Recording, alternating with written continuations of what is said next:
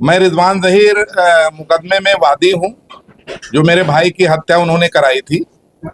और आप हमारी भाभी हैं और ये इनका इकलौता बेटा है, अदनान फिरोज। तो उसी संबंध में अभी हाल ही में रिजवान जहीर की जमानत हो गई है, हाई कोर्ट ने उसको जमानत दी है और अभी 4 जनवरी को जेल से छूट के बाहर आ गया। बाहर आने का बाद का जो माहौल बना वो हम आप लोगों को अवगत कराना चाह रहे हैं। धन बल और बाहुबल कैसे हावी होता है न्यायालय पर और कैसे हावी होता है सिस्टम को मैनेज करने में, ये सबसे बड़ा उदाहरण है कि रिजवान जहीर जैसे अपराधी जेल से बाहर आ गए और अब उसकी ये कंडीशन है कि वो ग्रुप बना के अदालतों में हम लोगों के डेट पर आता है और उस तरह की धमकियां लोगों से भिजवाता है कि कब तक जो है ये बचेंगे, कब तक योगी की सरकार इनको संरक्षण देगी और हम देखेंगे। इस तरह की धमकियां हमें आमतौर पर मिलती रहती हैं, हमारे भतीजे को भी मिलती है। ये क्षेत्र में जाता है, चेयरमैन है हम लोग, तो क्षेत्र में वैसे भी जाना रहता है। तो कुछ बातें मैं कहूंगा जो हमारी भाभी कहें, उसके बाद मैं ब्रीफ करूं। मैं चाहता हूं शुरुआत ये कर दें, भाभी जी से हो जाए, फिर मैं आपको सारी डिटेल बताऊं। 4 साल हो गए मेरे पति को गए हुए। 4 साल से हम लोग न्याय लड़ रहे हैं। अरे 1 मिनट आई थी, आवाज नहीं आ रही तो क्या करें। 4 सालों से हम न्याय लड़ रहे हैं। अब सुना है कि वो छूट गया है, तो हमारी योगी जी से रिक्वेस्ट है कि हम लोग को सुरक्षा दी जाए। हम लोग बहुत डरे हुए। मेरा बेटा बाहर निकलता तो बहुत डर लगता है हमको। मेरा देवर बाहर निकलता तो बहुत डर लगता है। आप लोगों से गुजारिश है कि योगी जी से कहिए कि हमें सुरक्षा दे और न्याय की भीख मांगते हैं आप लोगों से। न्याय करवाइए आप लोग। किस तरह का खतरा आप महसूस करती है, क्यों करती है? अब मेरे पति को लोगों ने गला रेत के मार दिया था। अब मुझे मेरा बेटा बाहर निकलता है तो मुझे ये भी लगता है मेरे बेटा ना, और हम भी निकलते हैं बाहर। सवाल बाद में ले लें। बाहर हम भी निकलते हैं। कल को मेरे पति टिकट मांग रहे थे तो उन लोगों ने रिजवान जहीर लोगों ने कत्ल कर दिया था उसका। सामने कल को हम भी टिकट मांगेंगे तो हमारा भी कत्ल कर देंगे। तो हम चाहते हैं हमें सुरक्षा दी जाए और हमारे देवर का और हमारे बेटे को सुरक्षा दी जाए। योगी जी से हमें यही प्रार्थना है कि हमारी सुरक्षा किया जाए, हमारी रक्षा करें बस।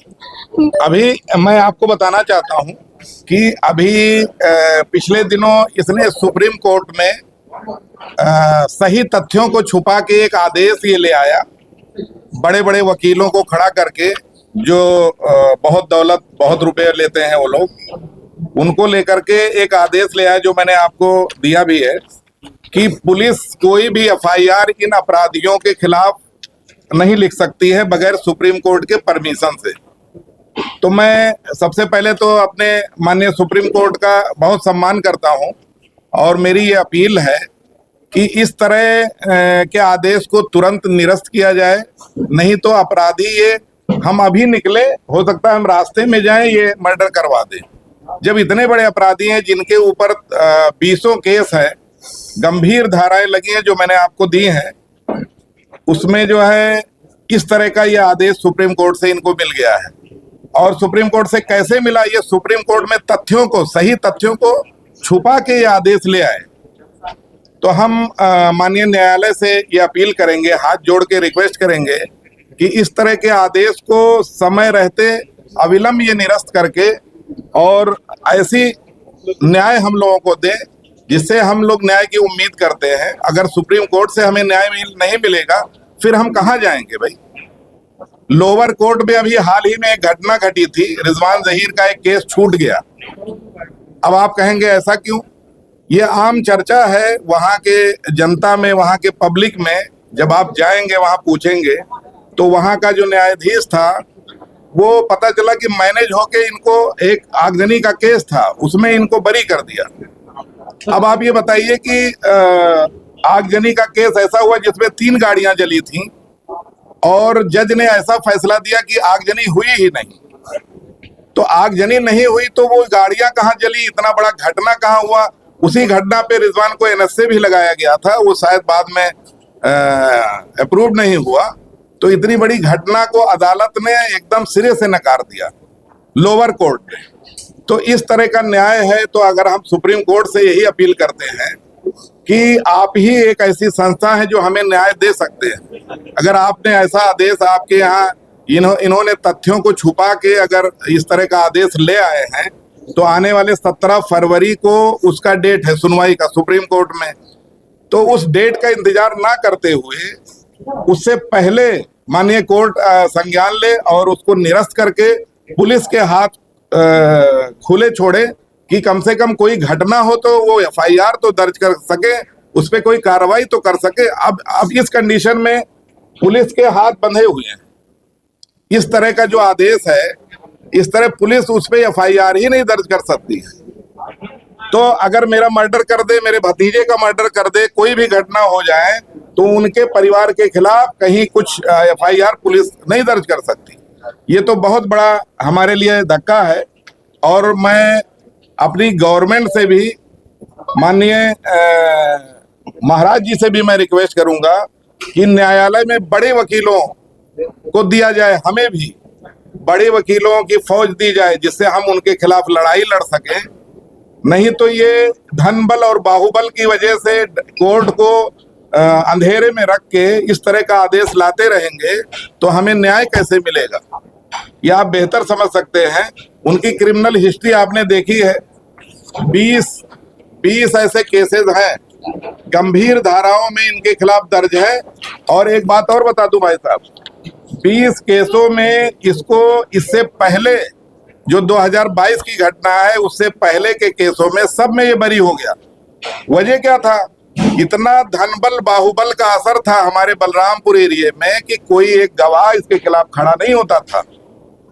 17 गवाहियां मैंने कराई हैं। कैसे कराई हैं? सरकार ने प्रोटेक्शन दिया गवाही को, हमको सुरक्षा दी, तब जाके गवाही हो पाई। अब न्यायालय में हमें न्याय मिलने में 2 अवरोध है, जिसमें एक सुप्रीम कोर्ट का ये आदेश आ गया।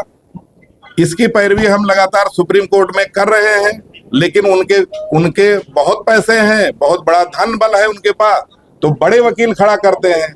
हम लोग कमजोर आदमी, हम लोग छोटा वकील हैं, तो हमारे आदेश को कोर्ट में सुनवाई नहीं हो पा रही है। तो हम माननीय महाराज जी से भी ये रिक्वेस्ट करेंगे कि हमें बड़े वकीलों को दिया जाए, बड़े वकील से हमारी पैरवी सुप्रीम कोर्ट में कराई जाए, जिससे कि इन अपराधियों के खिलाफ हम मजबूती से लड़ाई लड़ सके। नहीं तो कल को ये कुछ भी घटना घटवा देंगे। ये अपनी बेटी को, रिजवान जहीर जो है, अपनी बेटी को 2027 का चुनाव भी लड़ाना चाह रहा है, समाजवादी से टिकट का दावेदार है। और इसको कहीं ना कहीं आप ये देखेंगे, पिछला जो इतिहास है, इसको सपा का संरक्षण प्राप्त है पूरा, समाजवादी पार्टी का। हालांकि हम लोग भी सपा से ही टिकट मांग रहे थे। हमारी भाभी ने सपा ज्वाइन किया था 2022 में। ज्वाइन करने के 3 महीने बाद ही उसने हमारे बड़े भाई की हत्या कर दी। और हत्या का कारण सिर्फ इतना था कि उनकी लोकप्रियता 2 बार से चेयरमैन रह चुके थे, इतनी बढ़ रही थी कि क्षेत्र के लोगों से आवाज आ रही थी कि आप आगे बढ़िए। तो वो आगे बढ़ने की दिशा में एक कदम बढ़ाया उन्होंने, सपा ज्वाइन करके उन्होंने टिकट की दावेदारी मजबूती से पेश की, और मजबूती से पेश की। जहां से भी उन्होंने दावा दायर किया, उन्होंने आश्वासन दिया माननीय अखिलेश जी ने कि टिकट आपको दिया जाएगा, लड़ाया जाएगा। इसको लगा कि अगर ये मेरे साथ का चलने वाला आदमी अगर कल को टिकट पा गया, विधायक बन गया, तो हमारी राजनीति तो खत्म हो जाएगी। तो चुनाव लड़ना चाह रहे थे इसके अगेंस्ट में। फिर इसने जो है 4 जनवरी 2022 को इसका दामाद, इसके 4 गुर्गे ने मिलके इतनी दर्दनाक हत्या करी थी भाई साहब। हमारे घर से 30 किलोमीटर के जस्ट दूरी पे, वो 30 मीटर के जस्ट दूरी पे, मतलब एक गली थी हमारे घर की, दरवाजे से मात्र 30 मीटर की दूरी पे राड से वार किया गया पीछे से, और गला ऐसे बुरी तरीके से रेता गया कि वो, मैं जब लाश उठा के लेके गया तो शायद आप लोग नहीं देख पाते उस दृश्य को, जिस तरह बेहद घटना हुई। हमने देखा अपने पति की लाश, और उस समय यहाँ पे राड पे सर कूचा गया था, यहाँ गला काटा गया था, पूरा खून हमने अपने आंखों से देखा। मतलब मेरी उम्र 44 साल की है, मैंने बहुत मौत देखे, बहुत घटनाएं देखी, लेकिन उतना दर्दनाक हादसा मैंने नहीं देखा था।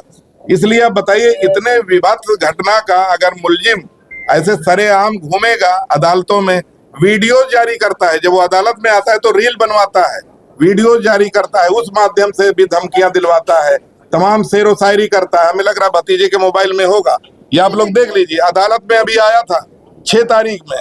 मतलब इनके इतने हौसले बढ़ गए ये सुप्रीम कोर्ट के आदेश की वजह से, ये जाने हमारा तो कुछ सरकार भी नहीं बिगाड़ पाएगी, ना जो है पुलिस कुछ कर पाएगी। तो माननीय सुप्रीम कोर्ट से मेरी अपील है, सम्मानजनक रूप से अपील है कि माननीय न्यायालय इसको तुरंत संज्ञान ले, अविलंब संज्ञान ले और इसको इस आदेश को निरस्त करके कम से कम पुलिस के हाथ तो खुले छोड़े कि कोई घटना हो तो पुलिस तो कम से कम कार्रवाई कर सके। भाई हमारी पुलिस तो अब तक का जो काम किया उसने बहुत सराहनीय काम किया, लेकिन अब अगर कल को मेरा मर्डर हो जाए, हमारे भतीजे को मार दे, ये 2 ही लोग टारगेट हैं। रिजवान जहीर के राजनीतिक कैरियर में 2 लोग हैं मेन, आपको बता दूं इस समय टारगेटेड 2 लोग इनके राजनीतिक रोड़ा है, राजनीतिक भविष्य में रोड़ा है। एक अफरोज रिंकू, एक अदनान फिरोज। ये चाहते हैं कि इकलौता लड़का है फिरोज पप्पू का, इसको भी खत्म कर दिया जाए, फिर हमारे रास्ते में कोई कांटा नहीं रहेगा। 2027 विधानसभा चुनाव का ये ख्वाब देख रहे हैं। मैं महाराज जी से भी अपील करूंगा कि तमाम माफियाओं को तो आपने खत्म कर दिया, सबकी हस्तियों को मिटा दिया आपने, ये क्यों बचा घूम रहा है? ये तुलसीपुर बलरामपुर में रीले बनवाते फिर रहा है, वीडियो जारी करता है, फोटो लगवाता है, आखिर इसको इतनी छूट क्यों? हम इसी संबंध में चाहते हैं कि सुप्रीम कोर्ट से राज्य सरकार अच्छी पैरवी करे, बड़े वकीलों को लगा के पैरवी करे, प्राइवेट वकीलों को रखा जाए, तब जाके इस केस पे हमें न्याय मिल पाएगा।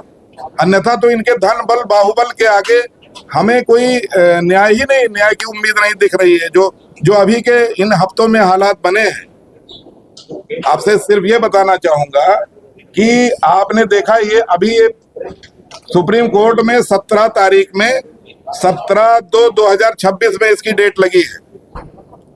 उससे पहले हम चाह रहे हैं कि माननीय न्यायालय संज्ञान ले ले और इस आदेश को निरस्त कर दे। यह हमारी अपील है माननीय सुप्रीम कोर्ट से कि इस तरह का आदेश अगर रहेगा तो हम लोग मार दिए जाएंगे, हमारे परिवार की सुरक्षा बिल्कुल भी नहीं हो पाएगी।